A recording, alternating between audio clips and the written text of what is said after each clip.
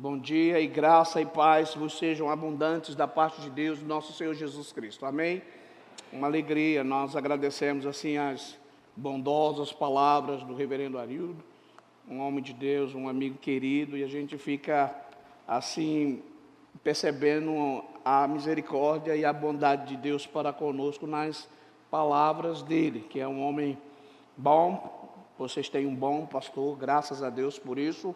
Um pastor bíblico. Aí você pode dizer, como assim, pastor? Um pastor bíblico tem pastor que não é bíblico, é só você dar umas andadas por aí no Brasil e no mundo que você vai perceber. Mas graças a Deus vocês têm um pastor bíblico e pastoreia segundo a palavra de Deus.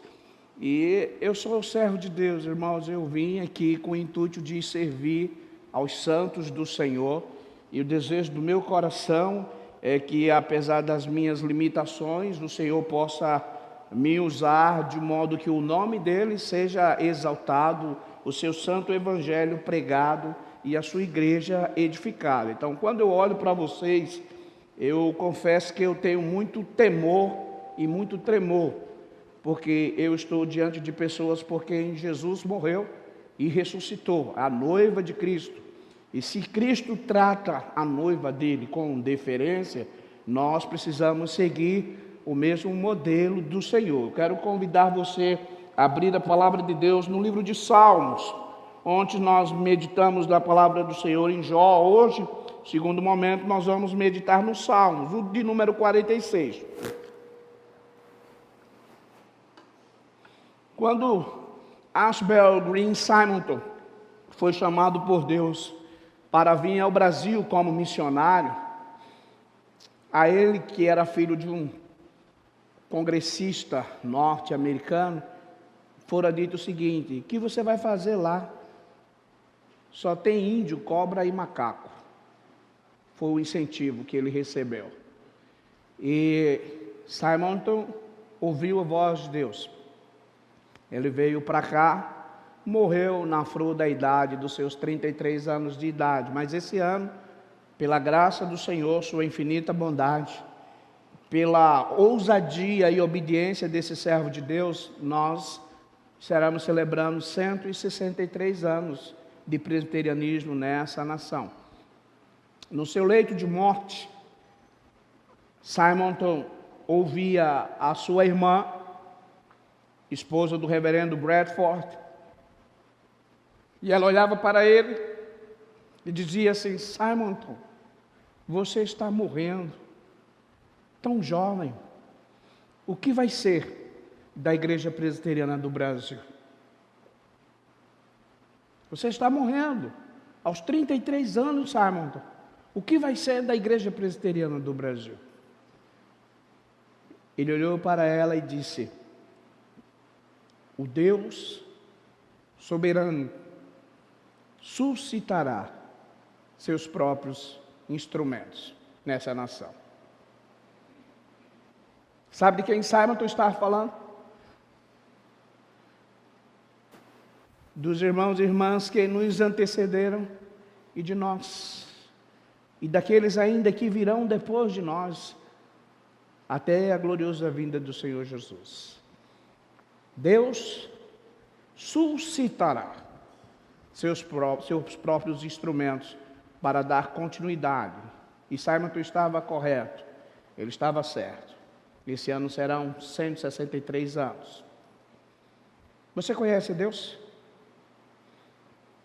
Se eu perguntar para você, se você conhece o jogador de futebol, Neymar, Messi ou Cristiano Ronaldo, e você me responder, claro que eu conheço, e eu perguntar o telefone particular dele, você saberia me dizer? Se eu perguntar o endereço residencial onde ele mora, o número da camisa que ele veste, comida favorita.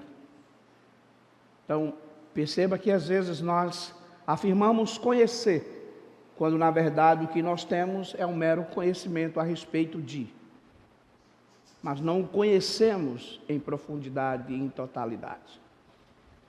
Diante do desafio da obra missionária, cumprir a grande comissão é uma tarefa enorme, gigante. Não é algo pequeno. Estamos falando da evangelização do mundo. Estamos falando em alcançar os eleitos de Deus para que se complete o número dos eleitos nos rincões mais longínquos da terra. Temos as estatísticas que nos ajudam. Nós sabemos onde eles estão. Isso não é um problema para a igreja brasileira.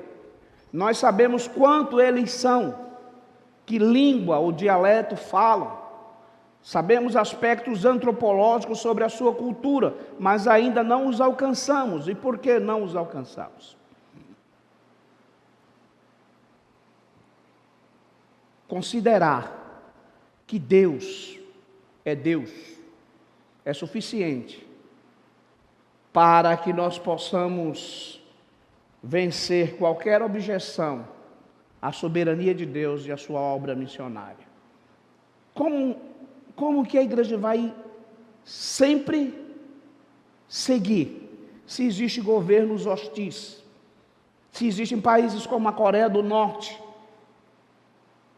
Iêmen, Nigéria e tantos outros que a Missão Portas Abertas nos relatam a cada mês, onde é proibido pregar o Evangelho, ser crente, ir à igreja?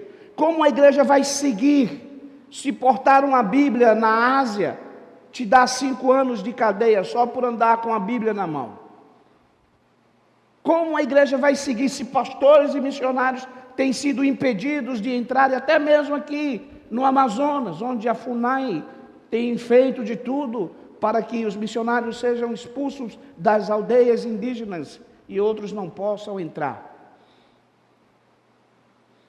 Como a igreja vai seguir se existe lei transmitando no Congresso Nacional contra a igreja, contra o Evangelho, contra a palavra de Deus?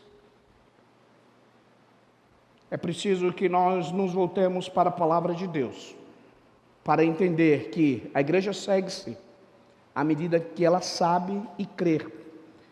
Porque é uma verdade do profeta Amós, do profeta Obadias e do apóstolo Paulo, porque Obadias diz assim: todavia o meu justo viverá por fé.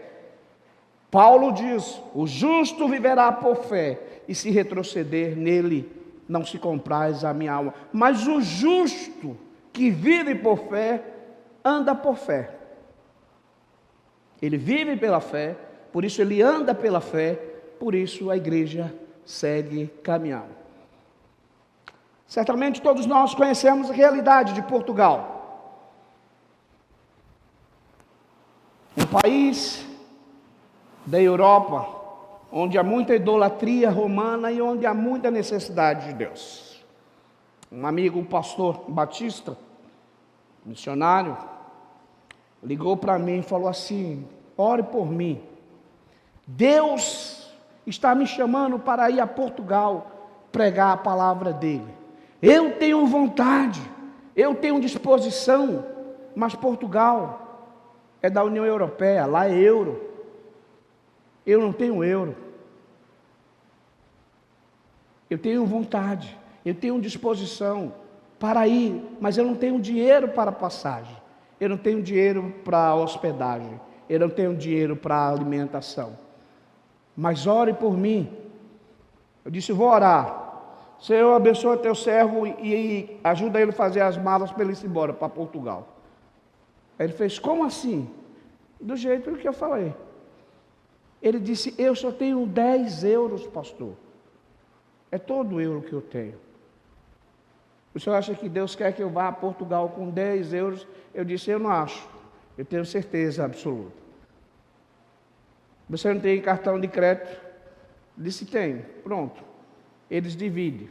Pagar à vista é uma opção. Eles dividem a passagem. E aí ele comprou uma passagem no cartão, dividiu em 10 vezes. Pegou os 10 euros na sua carteira, fez a mala, foi para o aeroporto internacional dos Guararapes e embarcou com destino a Lisboa. Enquanto ele ia no avião, ele ia pensando: meu Deus, vão me chamar de fanático religioso. O que é que eu vou fazer com 10 euros? Eu não tenho nem como pagar o táxi, que dirá a hospedagem no hotel. E ele desembarcou em Lisboa com 10 euros na carteira. E então ele começou a orar. O Senhor é o dono do ouro e da prata. Enquanto ele estava se deslocando para o setor de transporte, depois de ter passado pela alfândega, ele escutou alguém gritar: Reverendo Júnior, que prazer encontrar o senhor aqui. Olha, a minha família foi tão abençoada com a sua pregação. O senhor sabe, meu pai era ateu, agora ele é crente em Cristo Jesus. O senhor está aqui em Lisboa. Eu disse: eu vim pregar o evangelho que Deus mandou. Se o senhor está indo para onde? Eu estou indo para o centro de Lisboa. Ele disse: por favor, me dê essa honra de levar o senhor. Meu carro está logo ali. Pegou ele, levou. Ele foi para um hotel que ele já conhecia. E ele disse: meu Deus, como que eu vou ficar hospedado aqui? Eu só tenho 10 euros. Então ele entrou no saguão do hotel, viu o preço da diária, pegou a sua Bíblia, sentou na recepção e ele começou a ler a sua Bíblia. Enquanto ele estava lendo a Bíblia, um homem português chegou com um jornal, sentou próximo a ele, lia o jornal, olhava para a Bíblia e fez assim: o senhor entende o que o senhor está lendo aí? Ele disse: pela graça de Deus, sim, eu entendo. Já tentei algumas vezes, mas eu não entendo nada. Esse tal de Levítico e Deuteronômio é que eu não entendo mesmo. O senhor poderia me explicar? Ele disse: com todo prazer. E começou então a explanar as escrituras do Velho Testamento para aquele homem. Depois de umas meia hora de conversa, ele disse: o senhor já se hospedou? Ele disse: ainda não. E o senhor está... Eu vim passar 15 dias pregando o evangelho aqui em Portugal. Ele chamou um funcionário do hotel e disse: por gentileza, pegue a mala dele e o aloje. O senhor está com o passaporte? Faça o check-in dele. Eu estou conversando com ele aqui. E ele disse assim: não, mas senhor, eu ainda não vi. Ele disse: o senhor não precisa se preocupar. Eu sou o proprietário do hotel. O senhor é meu convidado.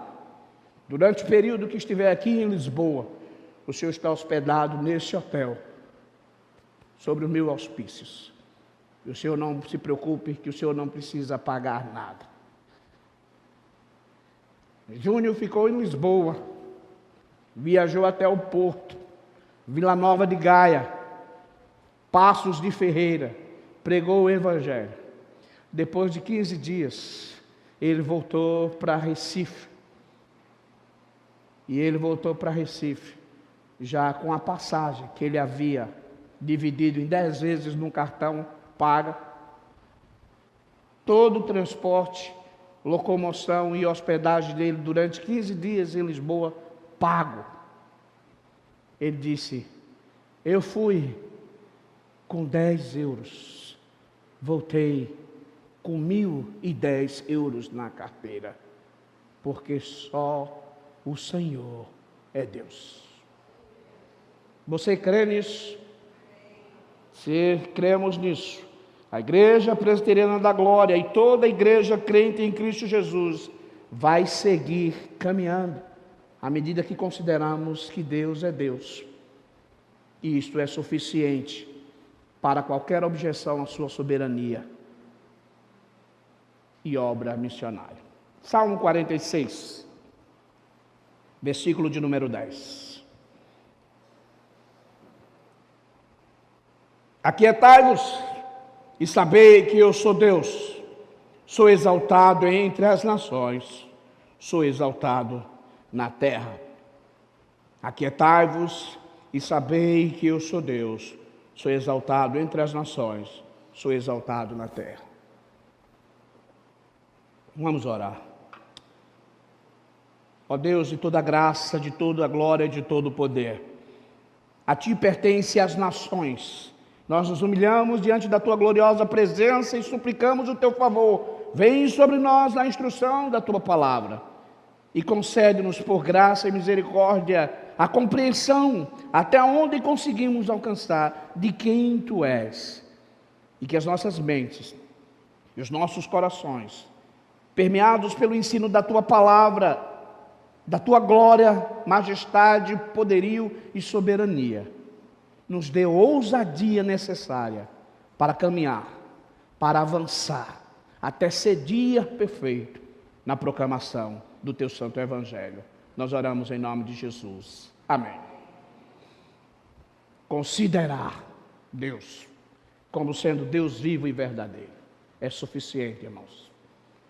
É suficiente para nós derrubarmos qualquer sofisma, qualquer barreira, qualquer obstáculo e avançarmos. Uma tradução direta do hebraico desse salmo diz: fique quieto, fique na sua, considere, o Senhor é Deus. Você sabe o que isso significa? Este salmo parece ser uma canção da igreja em tempos de grandes dificuldades, de desolações no mundo. Portanto, agora, o salmista está falando que a igreja se gloria em quem? No seu Deus, como seu refúgio, sua força, sua ajuda, seu socorro. Mesmo em tempos de maiores problemas e maiores dificuldades, a igreja confia em Deus. Os versos de 1 a 3 então nos diz: Deus é nosso refúgio e fortaleza, socorro bem presente na angústia. Portanto, não temeremos. A igreja vangloria-se, confia-se, rejubila-se e espera em Deus. Não apenas por seu socorro, defendendo-as das desolações, como diz o salmista, e calamidade, em que o resto do mundo estava envolvido. Mas, principalmente, que esse Deus poderoso fornece-lhe, como um rio que nunca seca, um refrigério, um conforto, uma alegria nos tempos de calamidade pública. E nós estamos vivendo tempos de calamidade pública.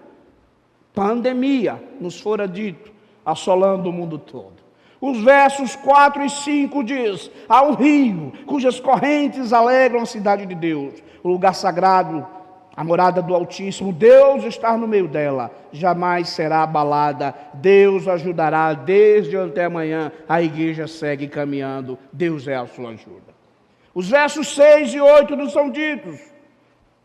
São representadas as terríveis mudanças e calamidades que estavam no mundo. Bramam as nações, os reinos se abalam, ele faz ouvir a sua voz e a terra se dissolve. Vinde, eis as obras de Deus, que desolações fez na terra. Nos versículos anteriores, o texto é apresentado de maneira elegante, como Deus livrando a igreja dessas calamidades. Ele é o seu protetor, especialmente das desolações da guerra, da fúria dos inimigos. O texto diz, o salmista, ele faz cessar as guerras até o fim da terra. Ele quebra o arco, ele corta a lança, ele queima as carruagens no fogo. Isto é, ele faz cessar as guerras quando estão contra o seu povo, seus eleitos, seus ungidos. Ele quebra o arco quando esse se inclina para atacar seus santos. Então segue-se as palavras do texto: aquietai-vos, fiquem quietos, saiba que eu sou Deus. As grandes obras de Deus são descritas aqui pelo salmista, nas quais sua soberania apareceu. Foram descritas nos versículos anteriores, nas terríveis desolações pela qual o povo passou. Ele liberta o seu povo, ele mostrou sua grandeza, seu domínio. Aqui o salmista manifesta o poder de Deus e a sua soberania. E assim ele ordena que todos nós fiquemos quietos. Be quiet, don't worry. E assim ele ordena: saibam que eu sou Deus. Pois ele diz: sou exaltado entre as nações, porque as nações do mundo pertencem a Deus. Sou exaltado na terra, não importa o regime político ou sistema de governo, ele continua sendo Deus de todo o mundo, de todo o universo. Nessas palavras podem ser observadas e aprendidas as seguintes lições. Um dever é descrito. Qual é o nosso dever enquanto igreja? À medida que caminhamos, estarmos quietos na presença poderosa de Deus, sob as dispensações da sua providência, que implica que devemos ficar quietos quanto às palavras, não falar contra a soberania de Deus, não questionar o porquê disso ou porquê daquilo, não obscurecendo o conselho do Todo-Poderoso, seja por palavras ou por pensamentos. ou justificando a nós mesmos e proferindo palavras de vaidade. Devemos ficar quietos quanto às ações e ao comportamento exterior, para não sermos encontrados como aqueles que estão lutando contra Deus ou fazendo oposição à obra de Deus em sua soberania. E quanto à estrutura interior dos nossos corações, que Calvino há muito já dizia, o coração é uma fábrica de ídolos, cultivando uma submissão calma, silenciosa da alma, ao prazer soberano de Deus. Como orou Thomas Kempis: Senhor, o que quiseres. Senhor, como quiseres. Meu Deus, quando quiseres. Essa deve ser a oração da igreja à medida que ele caminha. Quando quiseres, como quiseres e quando quiseres. Porque Deus, diferente de mim e de você, não tem relógio, não tem calendário. Se eu vos perguntar quantos dias tem a semana, responderemos 7. Na economia de Deus, a semana tem apenas 3 dias. Ontem passou, nunca mais vai voltar, não temos o controle. Hoje estamos vivendo, o futuro ainda não chegou. Então, na economia de Deus, a semana tem 3 dias. Ontem, hoje e amanhã. Nós não temos controle sobre o amanhã, não sabemos. Pode ser que o Senhor volte, nos chame e o amanhã não exista. Também não temos controle sobre o ontem passou. Precisamos viver hoje. É por isso que Jesus disse assim: não andeis preocupado com o amanhã, basta cada dia o seu próprio mal. Viva hoje. Pregue hoje, ore hoje, edifique hoje, evangelize hoje, invista em missões hoje. O amanhã passou, se fez, se não fez, não volta mais. O ontem passou, o amanhã talvez chegue. Talvez vivamos segunda-feira, talvez eu pego o avião e volto para Recife, talvez, não tenho certeza. Mas hoje nós estamos aqui. Hoje, se ouvirdes a sua voz, não endureçais o vosso coração. Hoje é dia de fazer missões, hoje é dia de se voluntariar, de se comprometer, de botar a mão no arado, de investir, de se dispor, porque é o hoje que nós vivemos. Podemos observar os fundamentos desse dever. A divindade de Deus. Ser Deus é uma razão suficiente para ficarmos diante dele, sem murmurar, sem objetar, sem se opor, mas com calma, humildade, tranquilidade e submissão. Como devemos cumprir esse dever? De permanecermos quietos diante de Deus, com um senso de sua divindade. Como vendo o fundamento desse dever, pois sabemos que Ele é Deus. Nossa submissão é para ser como criaturas racionais. Deus não pede de nós que sejamos irracionais, ao contrário da razão, mas nos submeter como vendo a razão. Portanto, o simples fato, a simples consideração de que Ele é Deus, faz com que a igreja caminhe, como diz o profeta Abacuque. Ainda que tenha problema na pecuária, na agricultura, não é isso que Abacuque diz na sua oração? Ainda que a figueira não floresça, nem haja fruto na vide, o produto da oliveira minta, os campos não produzam mantimento, as ovelhas sejam arrebatadas do aprisco e nos currais não haja gado. Todavia eu me alegrarei do Senhor. O Senhor Deus é a minha fortaleza. Ele faz os meus pés como o da corça e me faz andar altaneiramente. Perceba a movimentação no verbo andar, caminhar, seguir, prosseguir. Podemos não entender nada do que esteja acontecendo, mas nós podemos seguir, porque o Senhor Deus é a nossa fortaleza. Porque Ele é Deus. Quando nós paramos para considerar, racionalizar, meditar nas Escrituras Sagradas, quem é Deus? Aí eu estou olhando daqui, eu estou vendo uma árvore frondosa aí na frente, a luz do sol entrando, e eu sou ensinado pela palavra de Deus que tudo isso veio a existir pelo poder da sua palavra. Ele disse: haja luz, e houve luz. Um Deus que chama a existência do nada pelo poder da sua palavra. Será que Ele é Deus suficiente para fazer que a sua igreja siga caminhando? Amém? Amém, irmãos? Quando a gente começa a meditar na palavra, aí a gente entende isso. Eu fui pregar no sertão, há uns poucos anos atrás, antes de começar a pandemia.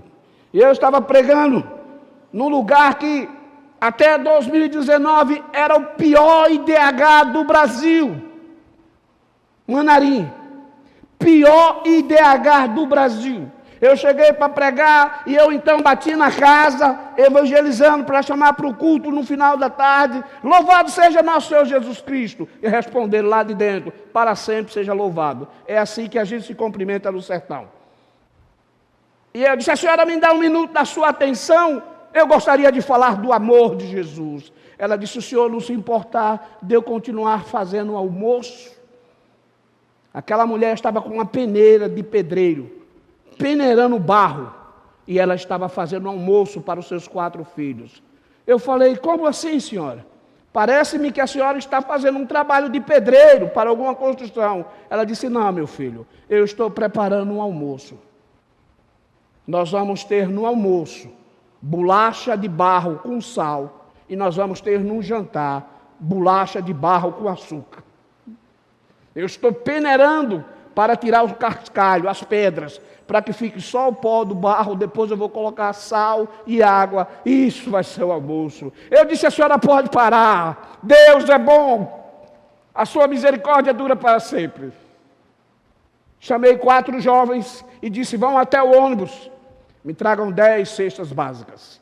E eles correram, foram até o ônibus e trouxeram as cestas básicas. Eu disse, a senhora pode parar. Hoje não vai ser bolacha com sal de barro nem com açúcar. Tem comida aqui. Agora eu queria a sua atenção.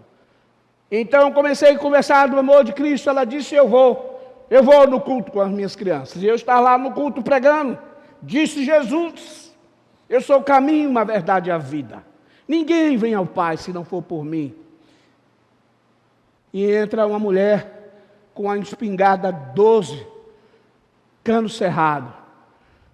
E ela entra e eu percebo, era um lugar pequeno, cabia aproximadamente umas 70 pessoas, não mais do que isso. E as pessoas vão se levantando e vão ficando com medo. E ela vem andando com a espingarda na mão, e ela pega a espingarda e coloca na minha direção. Irmãos, a espingarda 12 tem um poder de fogo muito grande. Se o tiro acerta, o estrago é grande demais. E ela pegou a 12 e apontou e disse, pregador, você sabe quem sou eu? Eu sou Zefa da 12. Está vendo aquele cemitério ali? Mais da metade das pessoas que estão lá, foi eu que mandei. Você fala do perdão e do amor de Deus, e eu sou a pessoa que proporciona um encontro com Deus. Aí eu disse, eu não sei quem é a senhora, mas eu sei quem é Jesus. Ele está aqui, em nome de Jesus, sente-se e cale-se. Peguei a espingarda da mão dela, encostei no púlpito assim, foi a primeira vez que eu preguei armado na minha vida. Tirei a munição, encostei a 12 no púlpito improvisado que tinha assim, só senta aí e fica calado. Daí o povo que estava se retirando para sair, voltou, todo mundo, porque todo mundo tinha medo de Zefa da 12. Era uma fazendeira matadora que tinha naquele lugar. E eu preguei o evangelho. E Zefa da 12 aprendeu que os 12 andaram com Cristo, e ela largou a 12 e se tornou serva de Cristo Jesus, e hoje ela é uma evangelista itinerante que está pregando a palavra de Deus lá em Manarim. Precisamos considerar que Deus é Deus. A simples consideração de que Deus é Deus nos dá ousadia, e permita dizer isso para vocês, às vezes falta-nos ousadia. Nós lemos o poder de Deus, cantamos o poder de Deus, oramos o poder de Deus, e quando chega na hora, falta ousadia. Semana passada, uma missionária foi fazer um trabalho com crianças em situação de risco, em uma comunidade consideravelmente perigosa, chamada Casa Amarela, Alto da Foice, lá em Recife. Olha o nome, Alto da Foice. alto da foice, linha do tiro, um do lado, outro do outro. E alguém disse para ela: pastor, você vai ser roubada, vão roubar tua bolsa, vão roubar teu celular, capaz de você ser violentada lá, você não vai lá. Ela disse: olha, eu não vou lá porque eu quero, eu não vou lá passear, eu estou cumprindo uma ordem, e quem me manda ir lá é Deus aqui, é Deus de lá. E ela foi.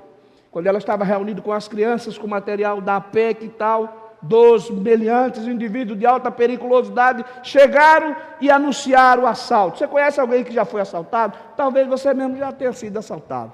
Conhece alguém que foi assaltado no Brasil? Difícil é você não conhecer, né? E eles chegaram e anunciaram da bicicleta: é o assalto. Ela não correu, não gritou, não disse: leva tudo, por favor, me deixa vivo. Ela disse assim: você está repreendido em nome de Jesus, Satanás, porque você não quer roubar minha bolsa, nem meu celular. Você quer impedir que essas crianças ouçam que Jesus é o caminho, a verdade e a vida. Por isso você está repreendido em nome de Jesus. Sabe o que aconteceu? Os ladrões disseram: vamos embora daqui que essa mulher é doida. E eles saíram correndo tão desesperados que eles deixaram os 2 revólveres e as 2 bicicletas que eles estavam no local. E quando a polícia chegou, levou as bicicletas que eram roubadas e as 2 armas deles, de tão desesperado que eles foram. Para mim, eles viram mais do que uma simples missionária. Porque ela é desse tamanho, magrinha. Não tem um porte físico que pudesse intimidar aqueles 2 meliantes. Certamente eles viram mais do que uma simples missionária. Mas ela podia ter sido assaltada.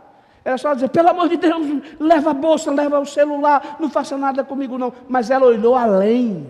Ela viu mais do que os olhos físicos poderiam ver. Ela viu mais do que um simples assalto, um roubo de uma bolsa e de um telefone. Ela viu o reino das trevas, o império das trevas, querendo fazer com que a igreja parasse de caminhar no alcance dos perdidos. E as palavras delas foram: você quer impedir que essas crianças em situação de riscos conheçam a graça e o amor de Jesus. Por isso você está repreendido em nome de Jesus. Ela não foi assaltada. O culto com as crianças continuou, as crianças foram ensinadas a palavra de Deus. Na semana seguinte houve uma EBF maravilhosa lá, e várias crianças hoje professam a fé em Cristo Jesus, saíram daquela condição de situação de riscos, e agora eles são pequeninos do Senhor. Fique quieto, creia, deixe Deus agir. Não sejamos como europeus que pregam um Cristo histórico que não muda. É o Jesus histórico do ceticismo europeu. Ele não tem poder, ele é um mero personagem na história, é um mestre. Ele não salva, ele não cura, ele não liberta, ele não transforma, ele não tem poder. Paulo disse assim: eu não me envergonho do Evangelho. Por que não me envergonho do Evangelho? Porque ele é o poder de Deus. E eu entendo que às vezes nos falta a ousadia de Elias. Você lembra de Elias no Monte Carmelo? Com os 400 profetas de Baal, ele diz assim: fique sabido em Israel 2 verdades. Primeira, só o Senhor é Deus. Segunda, eu sou servo dele. Às vezes o que nos falta é isso. As pessoas sabem que Deus é Deus, eles só não sabem que nós somos servos e servas de Deus, e que o poder de Deus está conosco. E se nós cremos, a Bíblia diz que tudo é possível ao que crer. A simples consideração de que Deus é Deus pode muito bem ser suficiente para acalmar todas as objeções. Tudo que é contrário a Deus e sua palavra, todas as oposições contra o agir soberano divino. Isso pode evidenciar-se, basicamente, pelos seguintes fatos. Em primeiro lugar, aquietai-vos, sabei que eu sou Deus. Porque na medida em que Ele é Deus, Ele é um ser absoluto, infinitamente perfeito, e é impossível que Ele erre. Quando Deus colocou na disposição da liderança desta igreja, da membresia desta igreja, ser uma igreja missionária que transforma a esfera de Vila Velha, de Vitória, do Estado do Espírito Santo, do Brasil, da América Latina, Ele está dizendo assim: fiquem tranquilos, porque eu sou Deus que vou conduzir vocês por essa empreitada. Como Ele é eterno e não recebe existência de nenhum outro, Ele não pode ser limitado em seu ser. Ele simplesmente faz do jeito que Ele quer, a hora que Ele quer. E ninguém pode impedir o seu agir. É preciso que a igreja creia e viva nessa fé assim. Agindo Deus, quem impedirá? Irmãos, eu não tomei nenhuma vacina. Eu sou extremamente alérgico. Meu alergologista disse que eu devia viver dentro de uma redoma de vidro, porque eu sou alérgico a muitas coisas que vocês não são. Na minha casa tudo é antialérgico, do travesseiro, do lençol, a toalha, tudo. Se eu vestir a camisa de algum de vocês, eu posso entrar em crise alérgica aí, para a emergência do hospital, só por causa do sabão em pó com que a roupa foi lavada. Então a única possibilidade de tomar era uma única vacina, indo para um hospital com a equipe médica de plantão em uma UTI. Não existe protocolo para mim. Então eu ando com um documento médico que diz que eu não tomo vacina para poder entrar nos lugares, porque simplesmente não existe um protocolo, pelo menos até o momento. E quando fechou, por decreto governamental, as igrejas, não tinha culto presencial e dificultou muito a arrecadação de dízimos e ofertas. E os missionários entre os quilombolas, entre os sertanejos, entre os indígenas, começaram a passar necessidade, porque não tinha o culto público, consequentemente não tinha arrecadação, nem todas as igrejas têm dízimo online, especialmente as menores, e aí o dízimo não chegava, as igrejas não repassavam, e aí os obreiros e missionários no sertão começaram a passar necessidades. Haviam vários bloqueios sanitários que não permitiam, mas eu sou da Cruz Vermelha. Eles ligaram para mim: pastor, orem por nós, porque a situação está muito difícil. Nós estamos ficando sem ter o que comer. Peguei uma picape de um amigo, fizemos a igreja um centro de arrecadação e começamos a percorrer o sertão de Pernambuco, sertão da Bahia, sertão de Alagoas, sertão do Ceará, levando álcool gel, máscara e gêneros alimentícios não perecíveis para socorrer os missionários. Aí um pastor chegou e disse assim: cuidado não, para você não morrer, porque o coronavírus está aí, e fé não imuniza. Rapaz, você fala: rapaz, eu não acredito. Tu é um pastor presbiteriano dizendo uma besteira dessa. Ele falou: fé não imuniza, fique em casa. Eu abri a palavra nos evangelhos e disse assim: fé imuniza. Se alguma coisa mortífera comeres ou beberes, não vos fará mal. Essa é a palavra de Deus. E Deus sabe que eu não estou indo fazer turismo, eu estou indo socorrer os necessitados. Irmãos, vocês da Cruz Vermelha, eu sou obrigado a fazer constantemente testes para checar coronavírus. Eu acho que já fiz uns 30. Graças a Deus, até hoje, todos deram negativos. E rodei esses sertões com outro missionário, levando o socorro aos necessitados, na confiança de que Deus é Deus. E quando a gente obedece a Ele, Ele se garante. E de acordo com a vontade dEle, Ele guarda e protege, porque não acontece absolutamente nada na sua vida, na sua família, no seu ministério, na sua atividade profissional, à margem da soberania de Deus, não acontece nada. Se acontecer, é porque Ele quis que acontecesse. Mas se Ele não quiser, não acontece. Isso deve motivar a igreja, a despeito das dificuldades, para continuar caminhando no avanço do reino de Deus, na pregação do seu evangelho e da sua palavra. Se algo tiver limites fixados, deve haver alguma causa ou razão para que esses limites sejam fixos.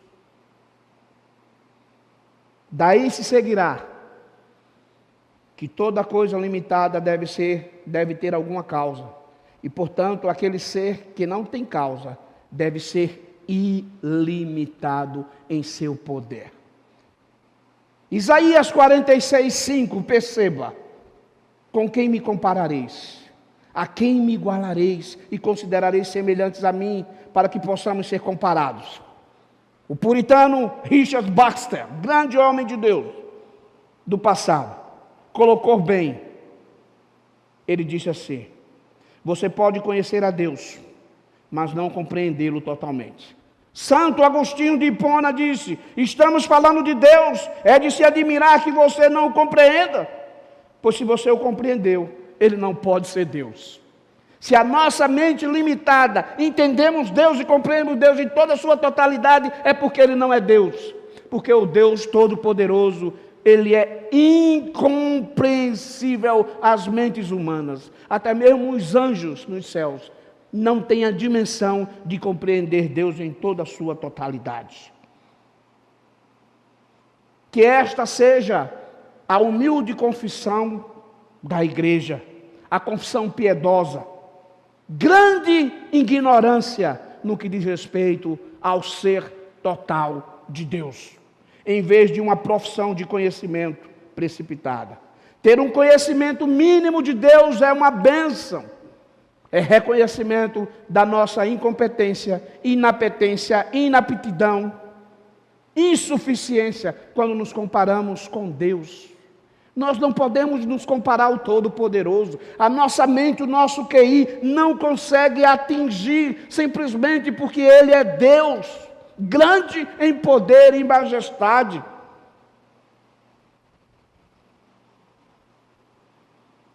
Ter um conhecimento mínimo de Deus é uma grande bênção para compreendê-lo totalmente. Isso é simplesmente impossível. Isso é, humanamente falando, impossível. O que nós conhecemos de Deus é aquilo que Ele permitiu, revelando-nos na sua palavra. É mais evidente pelas obras de Deus que seu entendimento e poder são infinitos, pois aquele que fez tudo do nada, sustenta e governa, administra todas as coisas, a todo momento, em todas as épocas, sem se cansar, deve ter poder infinito para fazermos caminhar. Portanto, quando veio o decreto que diz assim: fecha a igreja não fecha, porque a igreja não pode ser detida por um decreto governamental. A igreja, ela continua, ela faz transmissão online, ela visita nas casas, ela dá assistências, mas a igreja somos nós, não é uma casa feita de teto e tijolos. Paulo estava preso em Roma, algemado, manietado, mas qual foi a conclusão de Paulo? Ele disse: o evangelho não está preso. Filipenses capítulo 1, verso 12, ele diz: quero, pois, irmãos, que saibais que as minhas cadeias em Cristo se tornaram conhecidas de toda a guarda pretoriana e todos os demais, e a maioria dos irmãos, estimulados por minha cadeia, ousam com mais desassombro pregar a palavra de Deus. Ele disse: eu estou preso, o evangelho não. Eu estou preso, mas o poder de Deus não pode ser detido por ninguém. E toda a guarda pretoriana ouviu o evangelho da graça de Cristo Jesus, porque um missionário estava preso. Essa consciência de quem é Deus. O mundo diz não, aí Deus diz assim, sim, e acontece. Aí o médico dá um diagnóstico e diz: tem 3 meses de vida. Aí Jesus vai lá e disse: eu sou a vida, e contraria o diagnóstico médico e deixa todo mundo de boca aberta. E é nisso que a igreja crê. É por isso que a igreja avança. É por isso que a igreja segue caminhando, porque os governos estabelecem leis contrárias à palavra de Deus, mas a igreja vive pela fé, ela anda pela fé, ela caminha pela fé. Está feito um decreto de que ninguém pode orar senão ao rei. Aí Daniel orava a Deus 3 vezes ao dia. Aí que foi que disseram? Olha, o Daniel lá, ele está obedecendo não, decreto não. Joga ele na cova dos leões. Aí Deus disse, pode jogar, quem criou o leão fui eu, quem criou a cova fui eu, quem criou tudo fui eu, bota ele lá na cova dos leões, e botou o servo de Deus lá. Deus reuniu assim, e falou assim, é servo meu, tá certo? Ninguém toca, tá todo mundo de jejum. E os leões ficaram de jejum. Aí Daniel está lá, falando com Deus, na cova dos leões. Aí vem o rei Dário, Daniel, servo do Deus Altíssimo. Perceba, o rei tem uma compreensão que muitos crentes não têm. Ele diz assim, Daniel, servo do Deus Altíssimo, dá-se o caso do teu Deus a quem serve ter te livrado. Daniel não faz alvoroço, ele faz assim, ó rei, vive para sempre. Aí o rei manda tirar ele, porque o rei dos reis já tinha tomado providência. E aí manda chamar os homens que denunciaram ele. Aí Deus diz assim, agora não é meu servo não. O jejum acabou. Diz a palavra de Deus que os caras nem chegaram no solo. Os leões já saltaram e pegaram eles no ar. Aí Nabucodonosor diz, não quer saber esse negócio de igreja, de pastor, de missionário. E aqui só adora eu, quando vi o som da gaita de pífaro, se não ajoelhar, morre. Que faz os jovens de Babilônia, eles tinham consciência de quem era Deus. Aquele Deus que o salmista diz no Salmo 96, que tem boca e fala, que tem mão e apalpa, e que sai som da garganta. Eles disseram, não só adorando a Deus. E aí manda eles para a fornalha, e manda aumentar 10 vezes mais a temperatura. E lá estão os jovens de Babilônia, lá na fornalha, cantando louvores ao Senhor. E o déspota Nabucodonosor olha e diz, não são 3? Sim, Senhor. Se vocês não são bons de matemática não, porque eu estou vendo 4. E o 4 é semelhante aos filhos de Deus, passeando no meio do fogo. E aí, ele chama, e eles saem. Mas percebe que antes eles disseram assim, se o nosso Deus, a quem servirmos, quiser livrar-nos, aleluia. Se Ele não quiser livrar-nos, aleluia, nós vamos seguir caminhando em adoração e serviço. E foram para a fornalha. Mas o fogo foi extinguida a sua violência, e ele não ficou nem com os cabelos chamuscados, nem com cheiro de fumaça. A gente passa numa fogueira assim no Pedro de São João, já fica o cabelo, a roupa com cheiro de fumaça. Eles entraram na fornalha dentro e não teve nem cheiro de fumaça, porque eles consideraram que Deus é Deus, isso é suficiente para extinguir a violência do fogo. Aí depois o rei Nabucodonosor manda chamar a oposição. Aí Deus falou para o fogo, não são meus servos, pode queimar. E diz que eles foram devorados pelas chamas. Precisamos considerar todas as épocas, todos os tempos, todos os momentos, todas as circunstâncias, sem se cansar. Há um poder infinito. Ele, quando fala a respeito de si mesmo, ele diz, eis que não dormita, nem dorme o guarda de Israel. Quando a igreja caminha nessa convicção, ela avança do reino de Deus, porque o Deus dela não dorme. E ele diz assim, o Senhor é quem te guarda, não é colete à prova de bala. Não é cerca eletrocutada. E nem é a polícia ou segurança particular, o carro blindado, é o Senhor que guarda. Eu me lembro que tinha um vizinho comunista, e ele ficava revoltado porque eu pregava a palavra de Deus. E um dia eu estava no parque, evangelizando os adolescentes assim, e ele tinha 2 Rottweilers ferozes, e ele soltou os cachorros da coleira. E eu estou no jardim assim, e eu vejo os cachorros vindo na minha direção.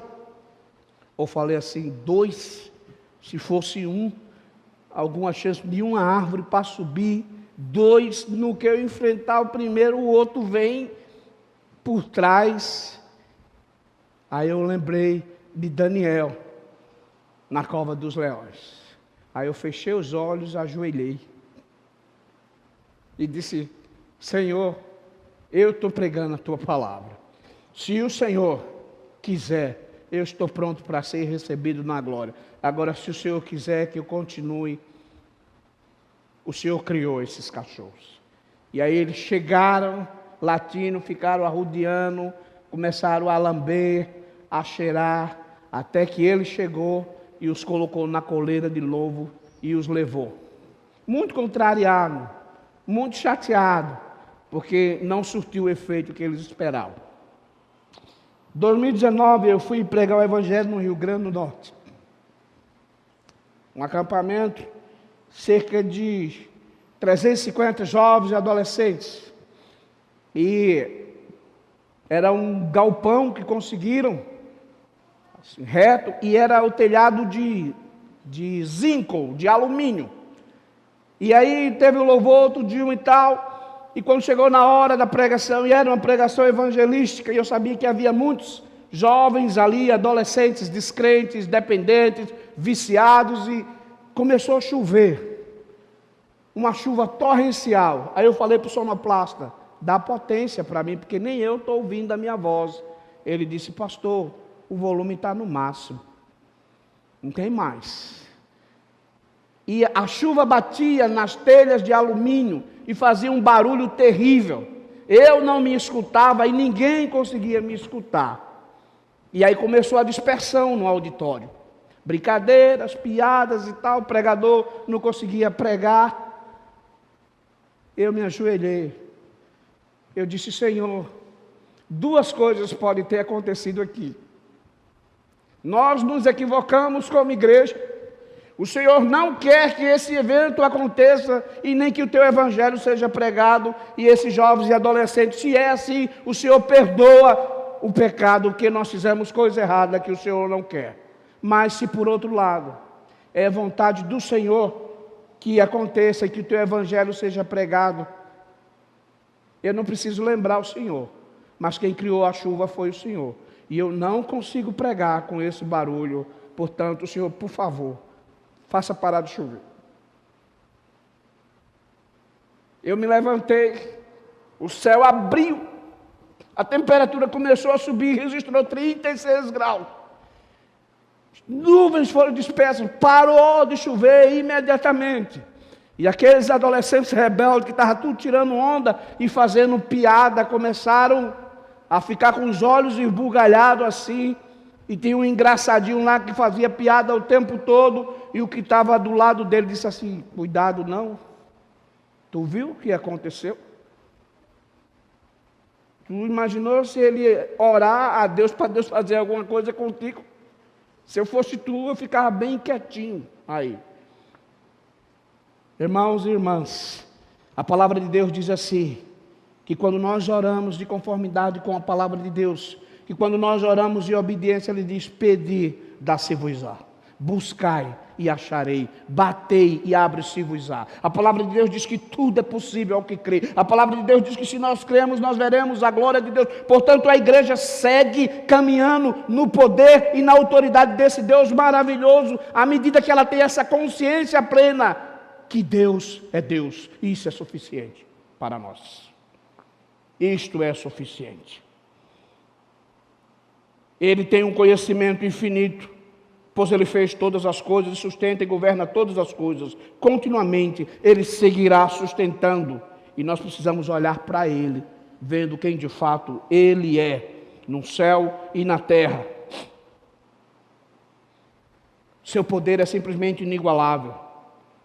Olha o que Ele diz para Jó. Onde estava tu, quando eu lançava os fundamentos da terra? Dize-os, se tem entendimento. Jó 38:4. Grande é o Senhor e muito digno de ser louvado, a sua grandeza é insondável. Salmo 145:3.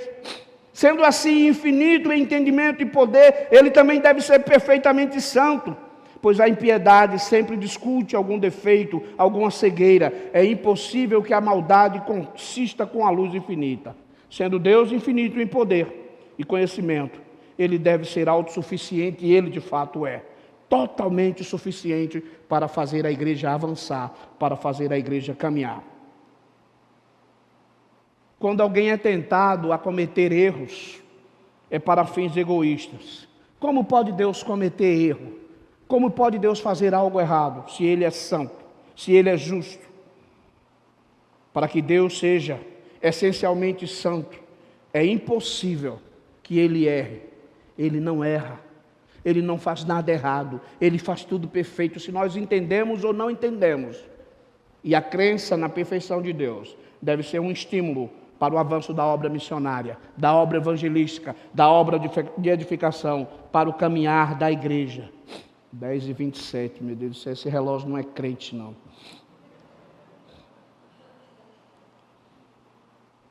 Segundo lugar, essa compreensão de que Deus é suficiente para derrubar os empecilhos e obstáculos, é porque como Ele é Deus, Ele é tão grande que está infinitamente acima de toda compreensão.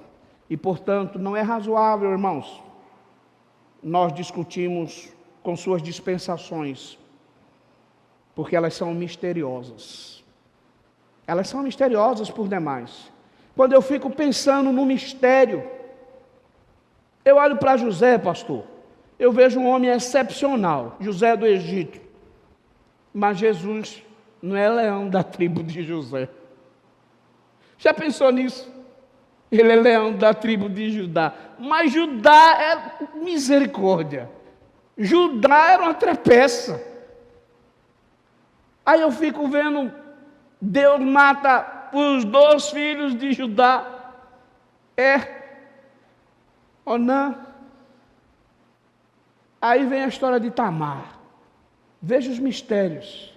A viúva que se disfarça de prostituta, que engana o sogro, que fica no meio do caminho, que tem relações com eles, para que a linhagem davídica possa continuar, porque Deus não mente, e Ele disse que o Messias viria da descendência de Davi. Mas morreu Aí o diabo disse, vencemos. Aí Judá disse, vai lá, Onã. Aí morre Onã também. Aí o diabo disse, vencemos, parei. A igreja parou, não vai avançar, não vai ter descendência, o Messias não vai vir. Perceba como não dá para entender os desígnios de Deus. A mulher era uma mulher piedosa, era uma mulher temente a Deus, e ela se disfarçou de prostituta para poder dar descendência davídica de onde. Aí você pega Mateus, capítulo 1, na genealogia, aí aparece ela lá, da família do Messias.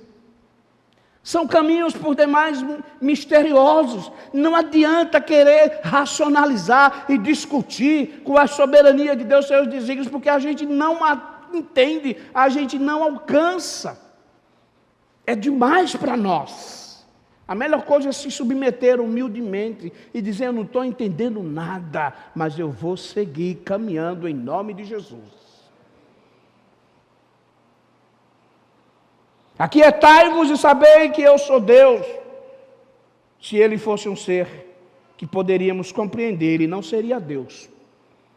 Seria irracional supor qualquer outra coisa, além do que deveria haver muitas coisas na natureza de Deus, em suas obras de governo para nós misteriosas, e que nunca podemos descobrir completamente. Veja o que diz Isaías 43:10.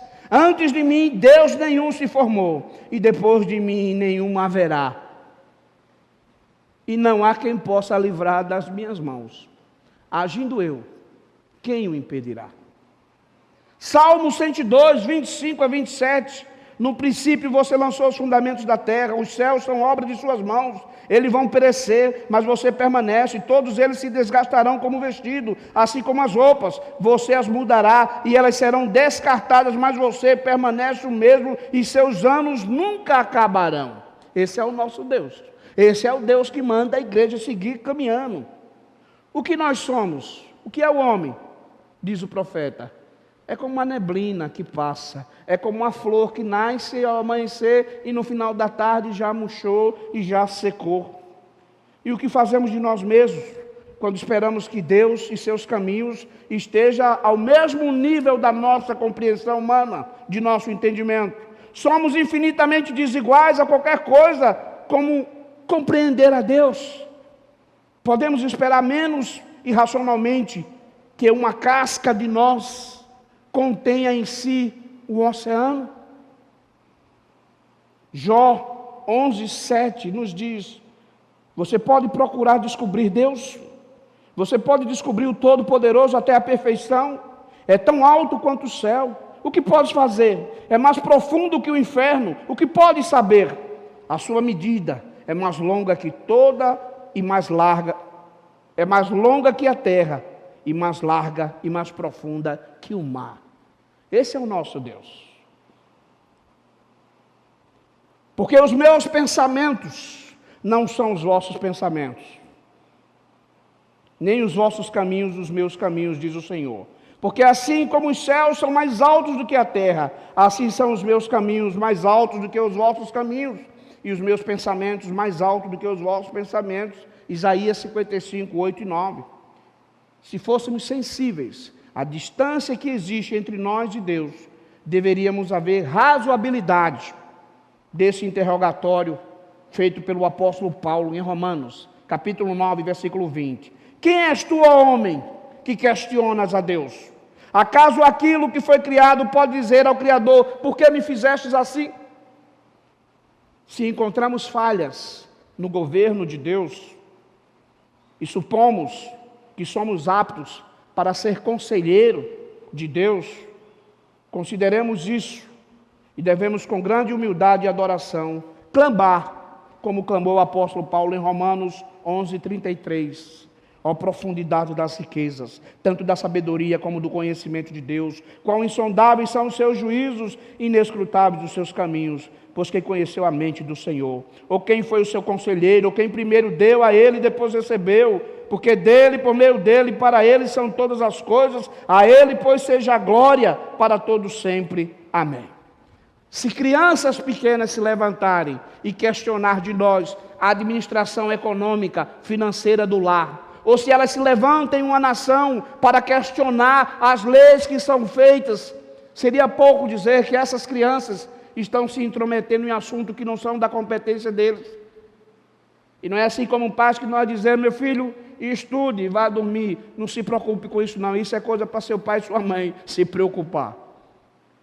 Então por que nós iríamos querer ser conselheiros de Deus em sua administração, de reger o mundo, quando Ele diz: tudo é meu?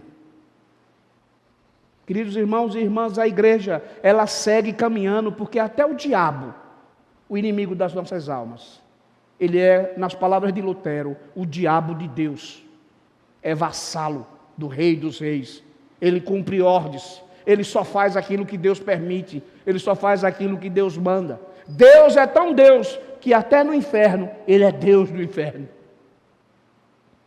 E essa consideração muda tudo, porque eu não tenho mais medo, eu não tenho mais preocupações. Deus mandou, está mandado. Deus mandou, eu vou e faço. Eu fui a São Paulo, passagem ida e volta. Passei uma semana lá, lecionando, pregando, conversando sobre o cuidado missionário. Na quinta-feira me ligaram do estado de Goiás e me ligaram assim: Deus quer que o senhor venha aqui falar de missões, porque santo de casa não faz milagre.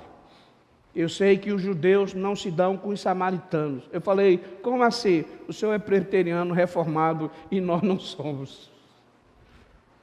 Eu falei: como é que é? Deus quer. Disse: é. Rapaz, então ele vai ter que providenciar, porque eu vim com a passagem, Recife, São Paulo, e de volta, eu não tenho como ir aí no estado de Goiás. Aí ele disse: e nós, pastor, estamos em obra aqui e não temos condições de mandar a sua passagem, mas Deus quer. Se Ele quer, vai acontecer. E aí continuei dando aula e tal. Tá.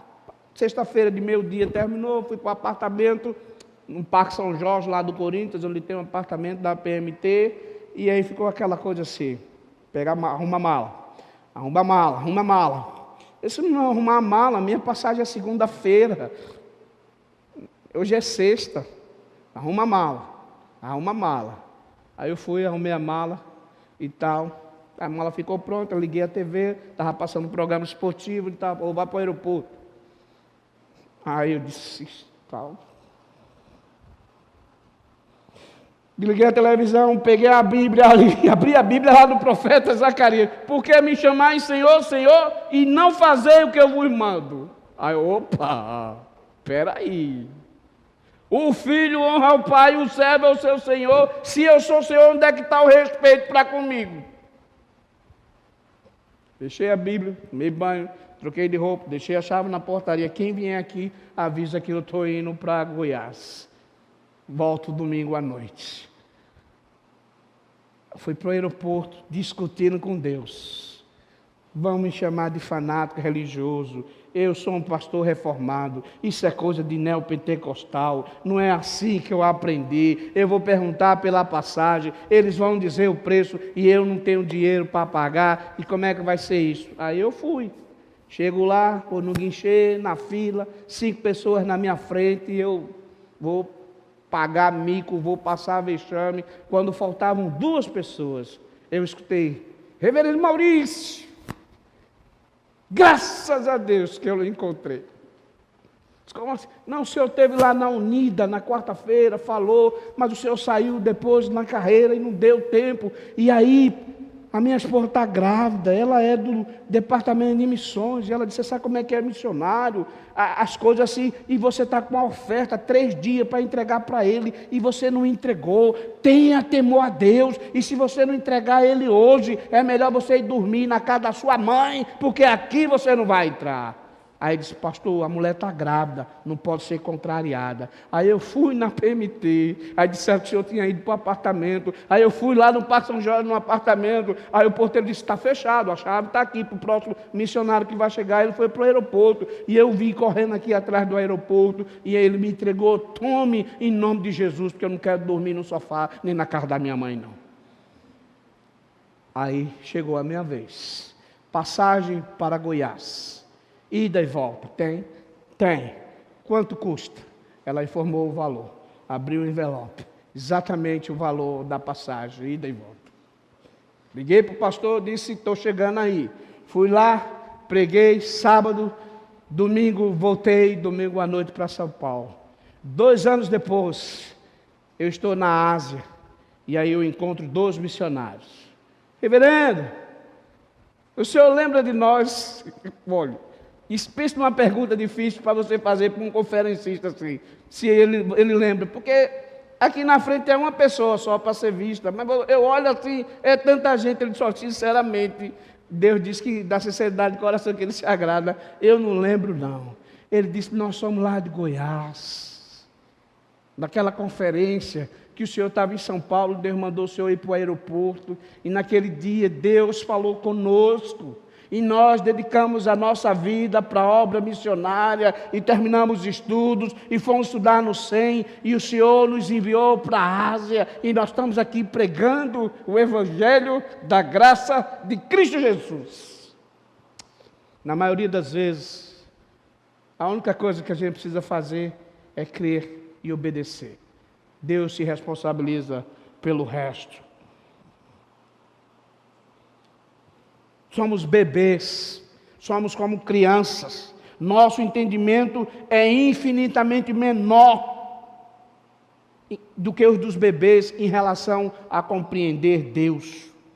Torna-se, portanto, sensato nos comportarmos de acordo com o Salmo 131, versículo 1 e 2, onde ele diz: Senhor, não é soberbo o meu coração, nem altivo o meu olhar, não anda à procura de grandes coisas, nem de coisas maravilhosas demais para mim. Eu fiz sossegar a minha alma. A sua alma está sossegada na presença do Deus Todo-Poderoso nessa manhã? Quais são as perturbações que está inquietando o seu coração, tirando o sono, tirando o seu apetite? Deus é Deus, e Ele é meu Deus, seu Deus, Ele é nosso Deus. Fiz calar e sossegar a minha alma, como criança desmamada se aquieta nos braços de sua mãe, como essa criança é a minha alma para contigo. Somente essa consideração de distância infinita entre Deus e nós, entre o entendimento de Deus e o nosso, deve ser suficiente para nos acalmar e crer: a igreja vai cumprir a grande comissão em nome de Jesus.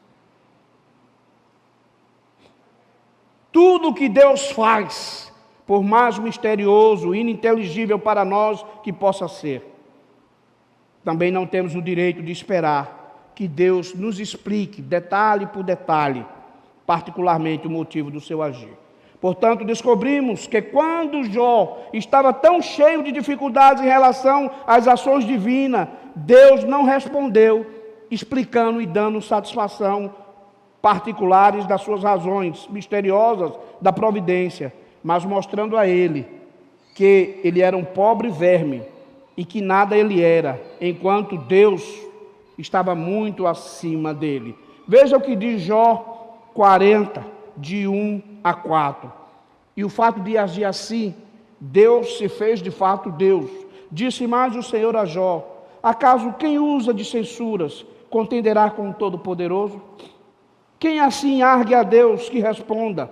Então Jó respondeu ao Senhor e disse: sou indigno. Que te responderia eu? Ponho a mão na minha boca. Tornou-se Jó a submeter-se a Deus naquelas coisas que ele não conseguia entender. Então respondeu Jó ao Senhor: bem sei que tudo podes, e nenhum dos teus planos podem ser frustrados. Jó 42. É por isso que a igreja segue caminhando. Entendendo às vezes não entendendo, não compreendendo nada. Mas você olha para Êxodo 14 e você vê Moisés orando e clamando. Meus irmãos, há tempo para tudo. Tempo de orar e tempo de agir. E Moisés vai orar, e orar é uma coisa boa. Que Deus responde: que foi? Qual é o problema? Por que clamas a mim? Diga o povo que baixe. Veja a resposta de Deus. Está lá o homem orando, clamando, e está orando por quê? Eu mandei você orar. Pare de orar. Só tem uma coisa que eu quero que você faça: diga aos filhos de Israel que marche, que avance. A igreja avança em nome de Jesus, a despeito de todas as dificuldades. Como Ele é Deus, todas as coisas são dEle. Ele tem o direito de dispor de todas elas de acordo com o seu próprio prazer, de acordo com o beneplácito da sua vontade. Isaías, no capítulo 6, versículos 2, quando ele tem aquela visão, nos dito: os próprios anjos, poderosos em espíritos, são representados como cobrindo os seus rostos. Ao redor haviam serafins, cada um tinha 6 asas, com 2 cobriu o rosto, com 2 cobriu os pés, e com 2 voavam. Ele é simplesmente Deus. Deuteronômio 10, 14, ele diz: eis o céu, e o céu dos céus é do Senhor, a terra também com tudo que nela existe, todas as coisas são dele, inteiramente dele, somente dele. Paulo vai dizer: porque dele, por ele e para ele são todas as coisas. Deixa eu dizer uma coisa para você. Supremo Tribunal lá de Brasília pertence a Deus. Amém? Alexandre de Moraes está nas mãos de Deus. Bolsonaro, Lula, todo mundo está nas mãos de Deus. O profeta Daniel tinha essa consciência. Ele disse: seja bendito o nome de Deus, de eternidade a eternidade, porque dele é a soberania e o poder, é ele que muda o tempo, é ele que move as estações, remove reis, estabelece reis, dá sabedoria aos sábios e entendimento aos entendidos. Eu não tenho nenhuma preocupação, enquanto cidadão do reino, com as eleições de outubro. Não tem não, pastor? Não tenho. Por que não tem? Porque Deus é Deus. Seja quem for que seja eleito, isso não vai alterar nada a minha e a sua salvação em Cristo Jesus. O nosso nome está escrito no livro da vida. Uma vez salvo, salvo para sempre. Aí as dificuldades econômicas, socioeconômicas, políticas, pedagógicas, educacionais. Ele vai continuar sendo Deus. Os eleitos continuarão sendo preservados. Os filhos eleitos vão continuar sendo preservados. Não vai alterar nada dos desígnios e dos propósitos de Deus. Você crê nisso? Amém? O que esse povo fica se desesperando no WhatsApp? Porque não sei o quê, e porque as pesquisas. Estou nem aí. Deus vai permitir ser eleito quem Ele queira. E quem quer que seja, que venha a ser eleito, é vassalo do Deus todo-poderoso e só vai fazer nessa nação o que Ele permitir. E a igreja segue caminhando em nome de Jesus, porque a igreja é do Senhor. Todas as coisas são feitas por Deus. As coisas que são feitas pelos homens não são totalmente deles, mas Deus criou tudo e criou todos. Todas as criaturas são inteiramente do Senhor. Provérbios 16:4 nos diz: o Senhor fez tudo para um fim, sim, até o ímpio para o dia do juízo. E como todas as coisas são de Deus, para que sejam sustentadas por Ele, e afundariam sem o seu governo. Veja o que nos diz Romanos capítulo 11, verso 36, porque dele, por meio dele, para ele são todas as coisas, glórias pois seja ele eternamente. Colossenses 1, 16, 17, porque por meio dele foram criadas todas as coisas, nos céus e na terra, visíveis e invisíveis, sejam tronos, domínios, principados ou poderes, todas as coisas foram criadas por ele e para ele. Ele é antes de todas as coisas, nele tudo subsiste, todas as coisas, toda a humanidade é dele. Suas vidas, respiração, ser, porque nele vivemos, diz o profeta Ezequiel, porque nele vivemos, nos movemos e existimos, nossas almas e capacidades são deles, Ezequiel 18:4, todas as almas são minha, como a alma do Pai, assim também a alma do Filho é minha, a alma que pecar, essa morrerá. É por isso que a igreja avança. Terceiro e último lugar, na medida em que Ele é Deus, Ele é digno de ser soberano sobre todas as coisas. Aquietai-vos. Anunciai entre as nações a sua glória, entre todos os povos as suas maravilhas, diz o Salmo 96. Por quê? Porque é tudo dele. Muçulmano é dele, budista é dele, romanista é dele. E dentre todos que Ele criou, Ele salva quem Ele quiser. Então eles podem dizer que não querem, eles podem dizer que é proibido, mas a palavra de Deus é quem vai prevalecer no final. Quando Deus diz vive, vive. Quando Deus diz morre, morre. É assim, sempre foi e sempre será. Às vezes os homens são donos de mais do que merecem, mas Deus não é apenas dono do mundo inteiro, pois tudo é dele e depende dele. Mas tal é a sua perfeição, tal é a sua excelência e dignidade, sua natureza, que ele é digno de soberania sobre todos. Ele é Deus Elohim. Todos devem conhecer, todos devem adorar. E vai ser assim, irmãos, por bem ou por mal. Eu fico anelando por aquele dia, aquele glorioso dia, em que o Senhor Jesus, entronizado no seu trono de glória, vai dizer, Allan Kardec, e ele vai dizer, Jesus Cristo é o Senhor. Meixo Sama, Jesus Cristo é o Senhor. Maomé, Jesus Cristo é o Senhor. Joseph Smith, Jesus Cristo é o Senhor. Buda, Jesus Cristo é o Senhor. Satanás, e ele vai dizer, Jesus Cristo é o Senhor, para a glória de Deus Pai. Entende porque a igreja segue caminhando? Porque todo joelho se dobrará e toda língua confessará que Jesus Cristo é o Senhor, para a glória de Deus Pai. Vai estar lá todo o movimento LGBT de joelho, confessando Jesus Cristo é o Senhor, para a glória de Deus Pai. Vai estar lá portas do fundo, todo mundo confessando Jesus Cristo é o Senhor, para a glória de Deus Pai. Mas louvado seja o nome do Senhor, porque nós vamos confessar isso com júbilo, com alegria, não pela imposição do poder, mas liberdade do nosso coração, porque Ele tem sido o Senhor das nossas vidas, amém? Nós vamos fazer isso com alegria, mas os ímpios, rangendo os dentes, com cara feia, seja como for, eles vão confessar o senhorio de Cristo, porque só o Senhor é Deus.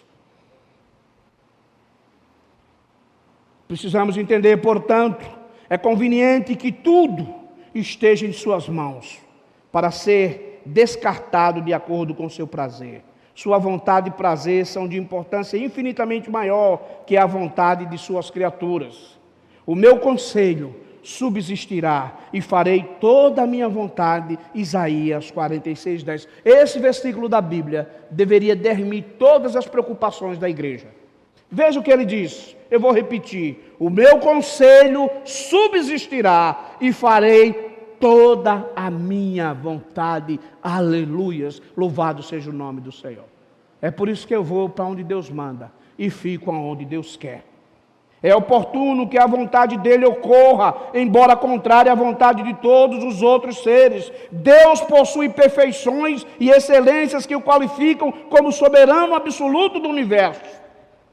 Certamente, é mais adequado que todas as coisas estejam sob a orientação de uma perfeita sabedoria, infalível e imutável, do que sejam deixadas a si mesmas para cair em confusão ou serem levadas a cabo por pessoas cegas. Sim, não é adequado que qualquer assunto dentro do governo de Deus deva ser deixado sem direção de sua sábia providência. É absurdo supor que Deus é obrigado a impedir que todas as criaturas se exponham a um castigo, pois assim, se assim for, então se seguirá que não pode haver governo moral de Deus sobre as criaturas. Mas se Deus pode deixar uma criatura pecar e se expor à punição, é muito mais adequado e melhor que o assunto seja ordenado pela sabedoria divina. E como Deus tem sabedoria qualificada para fazê-lo, Ele rege a minha vida, Ele rege a sua vida, Ele rege as nossas vidas, Ele rege o mundo todo pelo seu poder. Portanto, é oportuno que sejamos ainda de boa vontade e nos submetamos de maneira humilde à sua gloriosa vontade. A glória pertence a Ele, o poder pertence a Ele, e Ele deu uma ordem para a igreja marchar, para a igreja caminhar, para a igreja avançar. Eu pergunto, qual é o regime totalitário que pode impedir o avanço da igreja? Quantos ditadores queimaram Bíblia, prenderam, torturaram, mataram pastores e missionários, e a igreja continua? O comunismo tentou banir Deus na União Soviética durante 70 anos e a igreja está lá.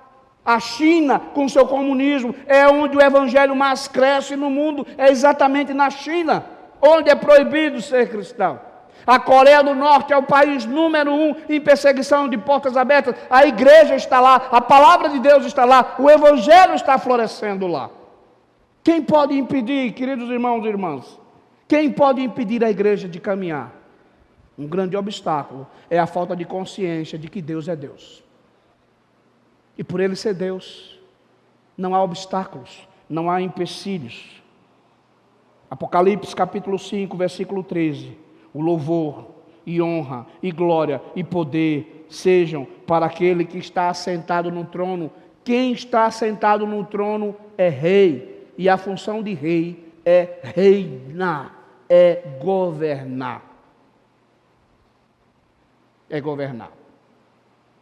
Estávamos fazendo um culto em um condomínio de luxo, na reserva do Paiva, onde está sendo planejada a plantação de uma igreja, e de repente um endemoniado bêbado se levanta lá e vem atrapalhar o culto.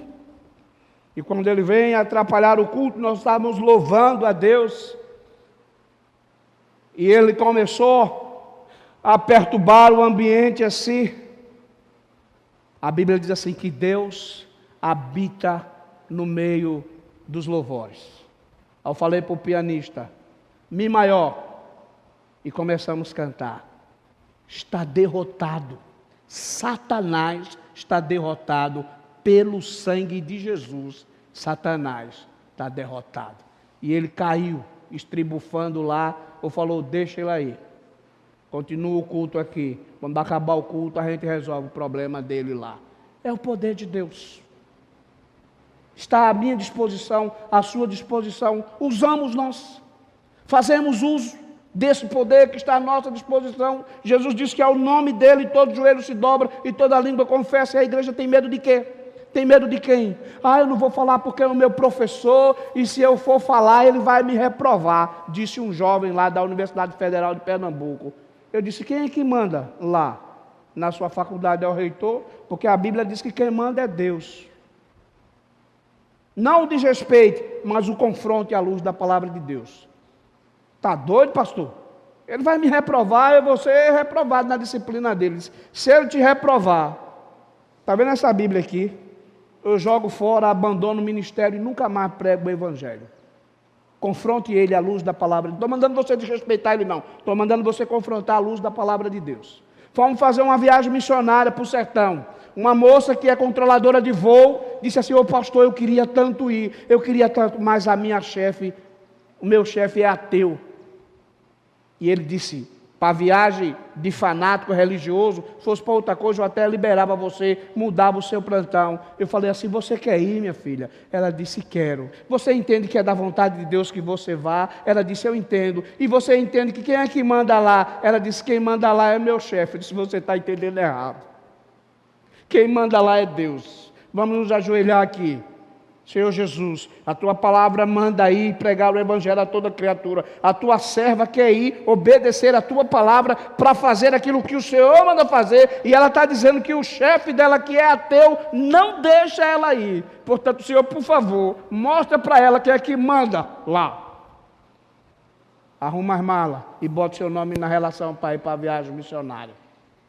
Aí quando foi no outro dia, ela ligou para mim e disse, pastor, o meu chefe liberou eu ir para a viagem missionária. E eu estou tão feliz. Eu digo, eu só não entendo porque você está surpresa.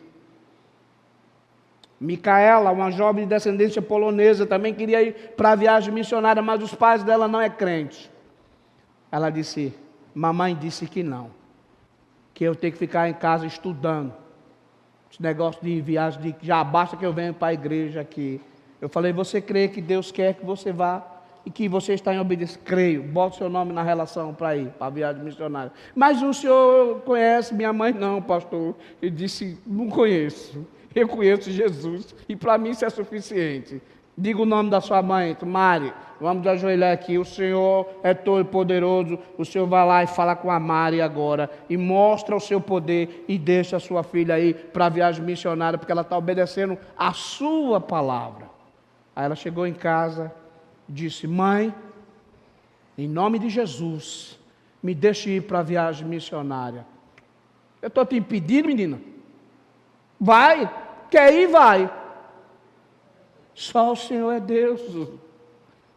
Provai e vede que o Senhor é bom. Quando foi que você provou a última vez? Quando foi que você provou a última vez? Ele diz que a gente pode botar ele à prova. É absurdo supor que Deus seja obrigado por criaturas humanas. Ele simplesmente é Deus. Chegamos à conclusão, por causa do horário, e a conclusão não pode ser outra.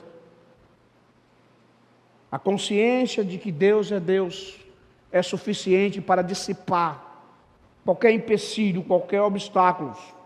Em que Ele é Deus, Ele vai ser soberano e vai agir como tal. Ele se assenta no trono de sua soberania. Ele está exaltado em seu poder e domínio, soberanos, como ele próprio declara, serei exaltado entre as nações, serei exaltado na terra. Ele quer que todos os homens saibam que ele é o mais alto e sublime de toda a terra. Ele faz conforme a sua vontade. Os exércitos dos céus e os habitantes da terra o adoram e se submetem ao seu querer. Ninguém pode impedir o seu agir. Não existe impedimento de seus projetos. Não existe impedimento das suas intenções. Ele vai fazer aquilo que ele estabeleceu. Você lembra de Saulo de Tarso? E Saulo, respirando ameaças de morte, pegou carta com o sumo sacerdote, e lá vai Saulo, eu vou perseguir a igreja, eu já matei Estevão, eu vou matar Pedro, eu vou matar outro, e ele vai lá no caminho de Damasco, e o Deus Todo-Poderoso diz, Saulo, Saulo, por que me persegues? Dura coisa é recalcitrares contra os aguilhões. E ele diz assim, quem és tu, Senhor? Disse, eu sou Jesus, a quem tu persegues. Você vai ver agora que é bom para tosse. Você vai ser perseguido como você perseguiu. E a gente sabe a transformação que Deus fez. Irmãos, Eu já sofri atentado à faca, à bala, com taco de beisebol, com socadora inglês, com incêndio criminosos, com bomba, com apartamentos incendiados, com carro depedrado e destruído, tudo por pregar o Evangelho. Até hoje, eu continuo vivo, porque só o Senhor é Deus. Eu fui preso 10 vezes, eu fui liberto, porque só o Senhor é Deus. Eu passei 3 meses, 18 dias, detido na Arábia Saudita, com a roupa do corpo, num país sem conhecer ninguém e sem falar a língua na época. E Deus mandou o irmão de Osama Bin Laden, um imã muçulmano, ir lá e me tirar da delegacia e pagar todos os custos e se responsabilizar por mim durante 3 meses e 18 dias. E eu fiquei com a roupa do corpo e cheguei no Brasil com uma mala cheia e com dinheiro no bolso e com a barriga cheia, porque o Senhor é Deus. Ele faz o que Ele quer, quando Ele quer. Isaías 45, de 5 a 9. Eu sou o Senhor e não há outro além de mim, não há Deus. Eu te cingirei, ainda que não me conheces, para que saiba que até o nascente do sol e até o poente, que além de mim não há outro. Eu sou o Senhor e não há outro. Eu formo a luz, eu crio as trevas, eu faço a paz, eu crio o mal. Eu, o Senhor, faço todas essas coisas. Destilai aos céus das alturas e as nuvens chugam justiça. Abra-se a terra e produza salvação, e juntamente com ela brote a justiça. Eu, o Senhor, as criei. Ai daquele que contende com seu Criador e não passa de um caco de barro entre outros cacos. Acaso dirá o barro ao que ele dá forma: que fazes? Ou a tua obra não tem alças? Quando ele dá tranquilidade pelo seu poder, a igreja do Senhor só pode fazer uma coisa: aquietai-vos e sabei que o Senhor é Deus, e siga caminhando para o louvor da glória do nome de Jesus. 3 breves aplicações. O Senhor tem a chave da morte e do inferno. Ele abre, ninguém fecha. Ele fecha, ninguém abre. Isso pode mostrar que loucura é se opor ao seu poder. Essa doutrina mostra irracionalidade e a terrível maldade de se recusar de coração a se submeter à soberania de Deus. A igreja segue caminhando porque Ele é soberano.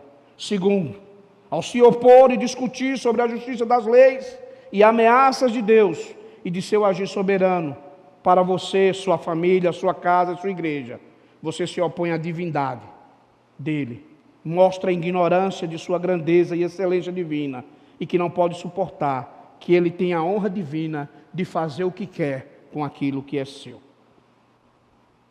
Deus quer que nós saibamos e sejamos sensíveis. Qual perigosa é a conduta de não obedecer, e qual audaciosa é para uma criatura como um homem lutar contra o seu Criador e parar. A igreja segue caminhando. Terceiro, quem é o homem para questionar a Deus e dizer ao grande Jeová o que fazes? Se você soubesse que Ele é Deus, você não agiria dessa maneira, mas esse conhecimento seria suficiente para acalmá-lo sobre todas as situações e dispensações e dizer: aquietai-vos, porque eu, o Senhor, sou Deus. É assim que a obra missionária avança. É assim que a grande comissão vai ser cumprida. Nas palavras do reverendo Lidório, a gente olha para a situação da igreja no mundo, não está fácil não. A noiva está com a maquiagem borrada, o cabelo assanhado, o vestido manchado, mas o casamento vai acontecer. O noivo está voltando e ele é fiel. E ele disse que está voltando para buscar a sua igreja. Até lá, compete-nos tão somente crermos, obedecermos e caminhar. A igreja segue caminhando em nome de Jesus, porque só o Senhor é Deus. E diante das lutas que ela enfrenta na pregação do Santo Evangelho, o Santo Espírito de Deus a faz aquietar, por saber que só o Senhor é Deus. Que Ele nos abençoe.